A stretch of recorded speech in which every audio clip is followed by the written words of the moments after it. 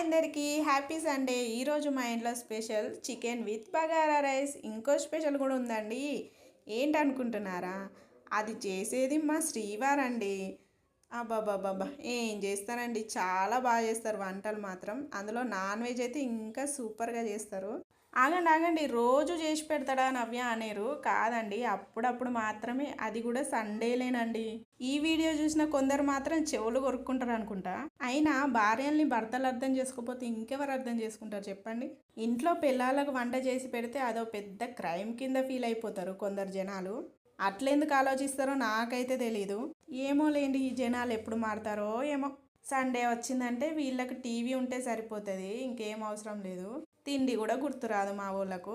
ఈ రోజైతే నాకు అసిస్టెంట్ పోస్ట్ అయితే దక్కింది. అది మా ఆయన వల్ల. ఎందుకంటే ఆయనకి ఏం కావాలన్నా నేనే చకచక అందియాలి కాబట్టి. అలా అందిస్తేనే నా కిచెన్ బాగుంటుంది, లేకపోతే ఎక్కడి చిప్ప అక్కడనే. లేదంటే తిన్నది మొత్తం అరగాల్సిందే క్లీన్ చేసుకునేటప్పటికి.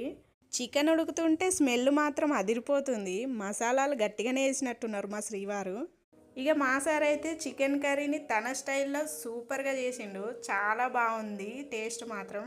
అదేంటోనండి, సింపుల్గా చేసినట్టే అనిపిస్తుంది, తింటే మాత్రం సూపర్ ఉంటుంది.